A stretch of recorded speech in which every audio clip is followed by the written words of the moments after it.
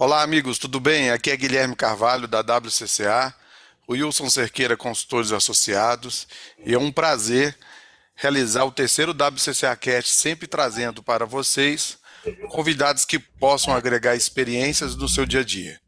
Aqui para me ajudar a conduzir o nosso consultor João Gasoli. João, muito obrigado mais uma vez.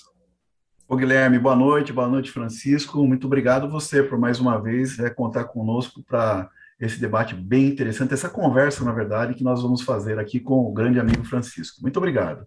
E o nosso convidado de hoje é o Francisco de Assis das Neves Mendes. O Francisco é o gestor de relações trabalhistas e sindicais na Honda, na unidade de Manaus. Está na Honda há 26 anos e é vice-presidente da BRH Seccional Amazonas e membro do IPOJUR, da Comissão de Direito do Trabalho e Relações Sindicais. Eu vou ler rapidamente aqui a sua bio para vocês conhecerem um pouco melhor.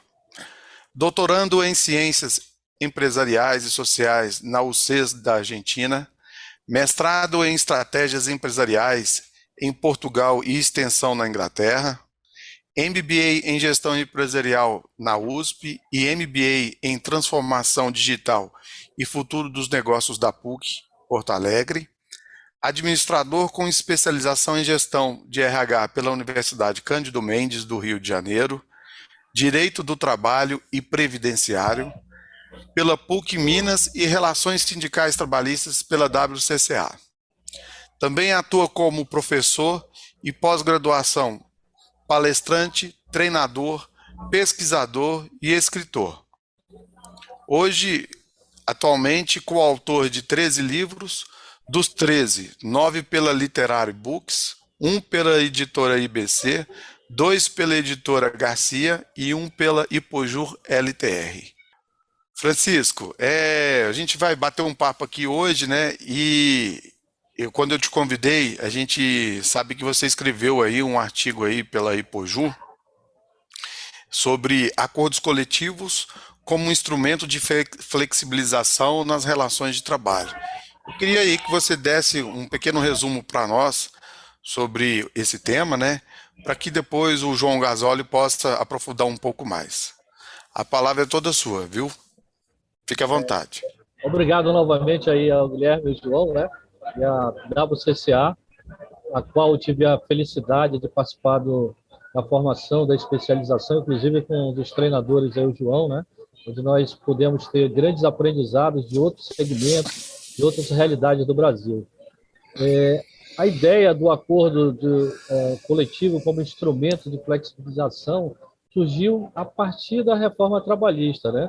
Onde nós visualizamos grandes oportunidades de levar para dentro das organizações, para o mundo do trabalho, alternativas que pudessem atender à nova realidade do mundo do trabalho e da sociedade em geral. Porque nós estamos vivendo um mundo diferente, né, onde temos novos entrantes no mercado de trabalho, e para que a gente possa atender esse novo público, essa nova realidade da sociedade, precisamos flexibilizar as relações de trabalho. E os acordos coletivos, a partir da reforma trabalhista, vem com essa pegada, né, de migrar daquele mundo mais legalista do trabalho para o mundo mais negocial. Essa foi o grande propósito do artigo. Muito bom.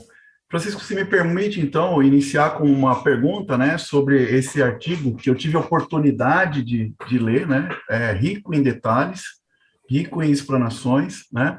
A minha primeira questão a você, a minha primeira aplicação de uma informação a você, para você nos brindar com as suas palavras, é a seguinte, né, para que possamos chegar, né, ao entendimento em relação aos acordos coletivos como instrumento de flexibilização nas relações do trabalho, como você mesmo coloca, em sua opinião, quais as questões históricas e quais os avanços da legislação foram necessários, na sua opinião, para conquistarmos de forma organizada esta flexibilização e a sobrevivência das empresas no Brasil? Maravilha, obrigado pela pergunta, pela reflexão também, né? A gente percebe, dentro dos nossos estudos, né, de pesquisas e vivências de trabalho também, que tudo começou com a primeira Revolução Industrial, lá no início do século XVIII, né? Onde começou a surgir as primeiras fábricas de fato, que é a indústria têxtil em Londres, e houve um êxodo muito grande da zona urbana para a zona rural, com a expectativa de aumentar a renda, né, das famílias, e isso provocou digamos assim, um movimento muito forte dentro do mundo do trabalho, mas com condições precárias. Era um trabalho penoso, insalubre, onde as pessoas trabalhavam mais de 16 horas de trabalho, trabalhavam em ambiente insalubre, muitos acidentes, e, de certa forma, era um modelo de trabalho quase que levava ao trabalho escravo, né, na época.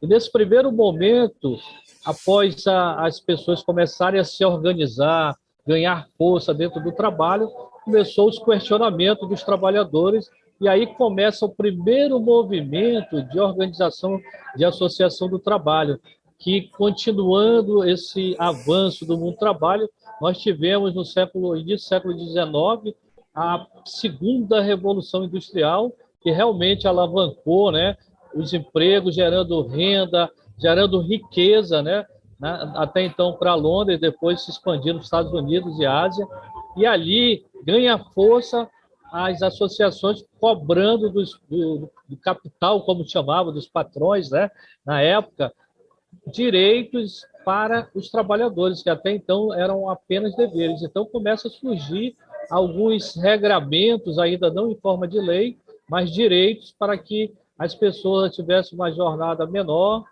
pudessem trabalhar num ambiente melhor, com salários melhores, né? Porque até então o capital ele dominava, nós não existíamos recursos humanos, né?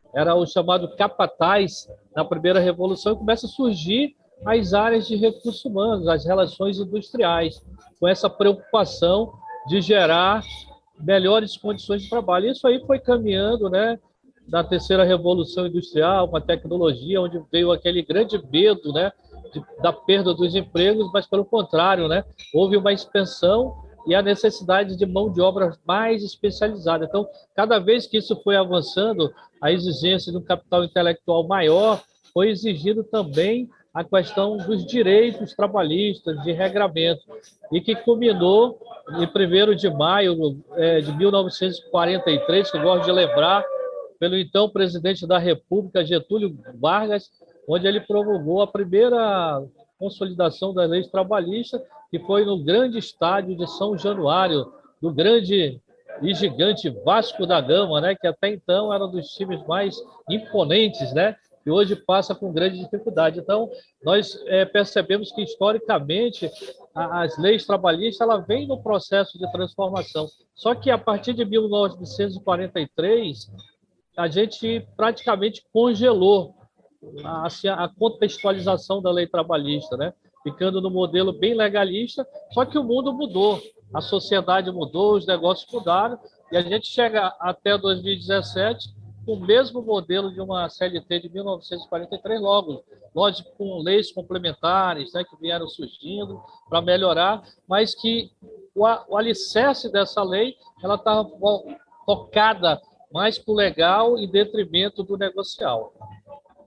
Muito bom. Depois de uma aula de história como essa, né, com detalhes riquíssimos de informação, né, eu vou pedir licença para você, para que a gente possa, né, vamos dizer assim, voltar para o início da sua fala, quando você disse que em 2017, né, nós tivemos a oportunidade, após muitas discussões, muitos debates, né, e finalmente com a aprovação da Lei 13.467 de 2017, né, que nós chamamos de reforma trabalhista, né, trouxe muitos pontos importantes, na minha opinião, né, que veio para quê? Para uma modernização e melhor aplicabilidade da legislação trabalhista, né? Algumas delas, elas foram essenciais para se organizar alguns setores do nosso país. Em sua opinião, para esta flexibilização através de acordos coletivos, existe algum artigo específico que você acredita ser a base dessas flexibilizações? Assim, olhando a reforma trabalhista, ela trouxe vários pontos, né, que permitem flexibilizações, né? Mas eu acho que o artigo principal, assim, que deu esse movimento, essa pegada, é o artigo 611-A, porque o 611-A ele já define lá o que você pode negociar, né, através de acordos ou convenções coletivas, e o 611-B ele delimita o que você não pode negociar, por exemplo, reduzir o direito de gozo de férias, um exemplo, né, básico. Mas ali, de certa forma, a partir do 611-A, ele te dá uma segurança jurídica, que era também outro aspecto que nós não tínhamos, né? Você poderia até negociar acordos coletivos de flexibilização do trabalho, mas dependendo da onde ia ser julgado em um processo trabalhista, poderia ser favorável ou não para a empresa.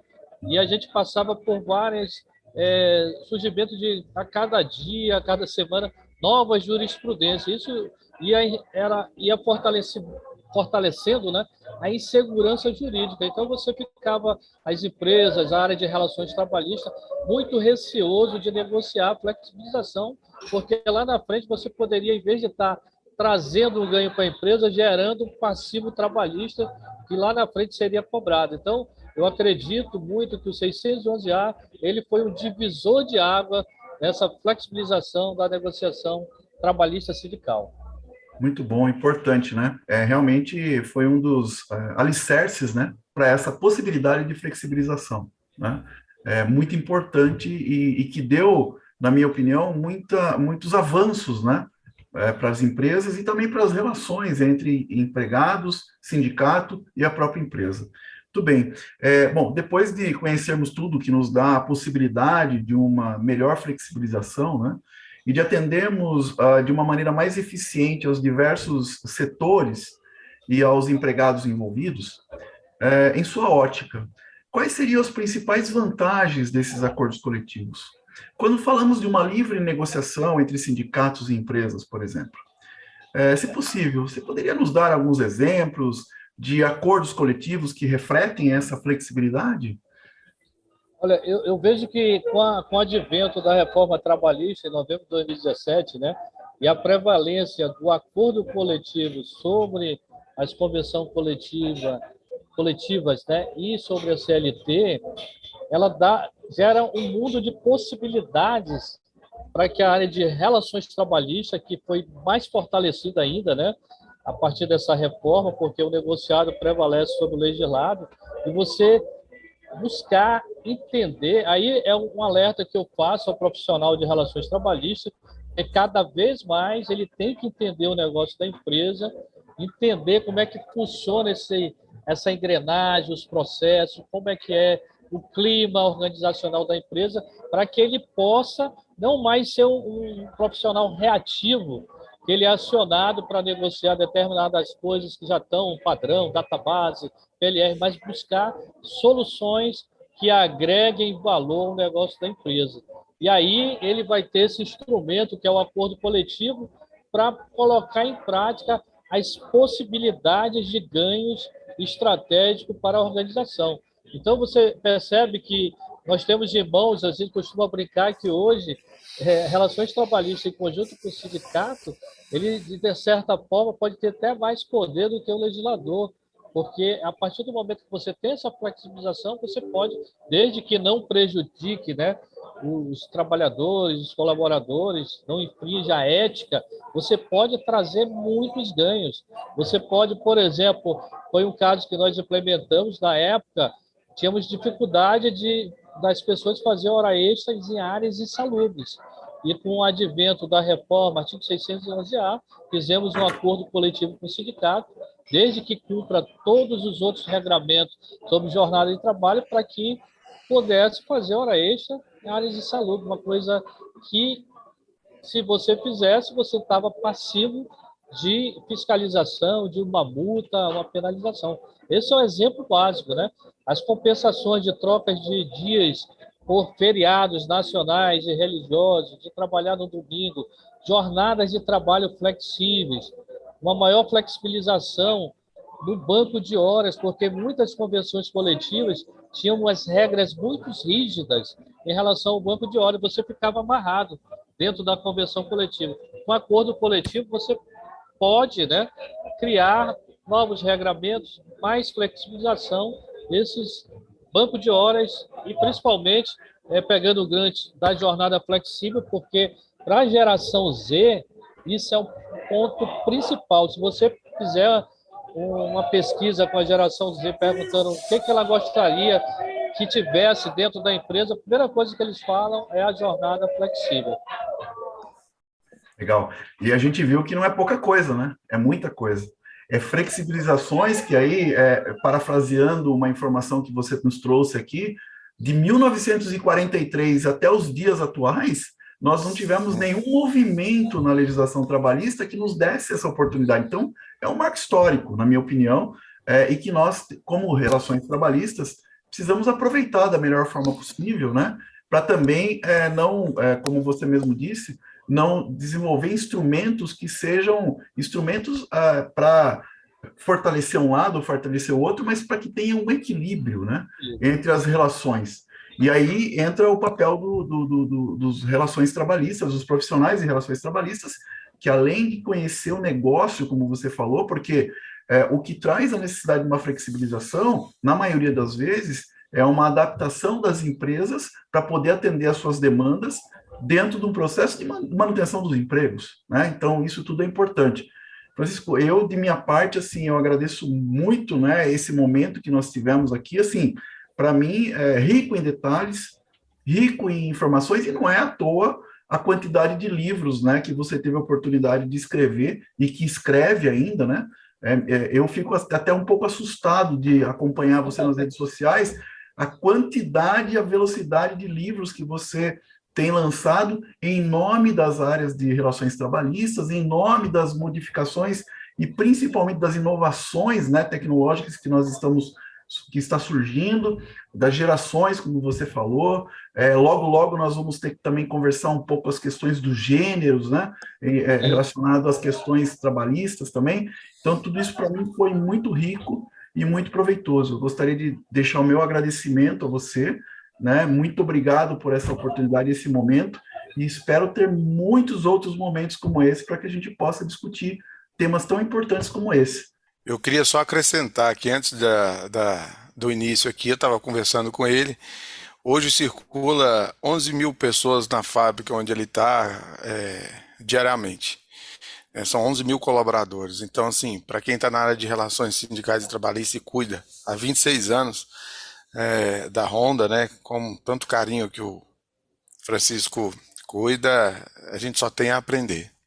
Francisco, eu quero agradecer a sua participação, a ter aceitado o convite.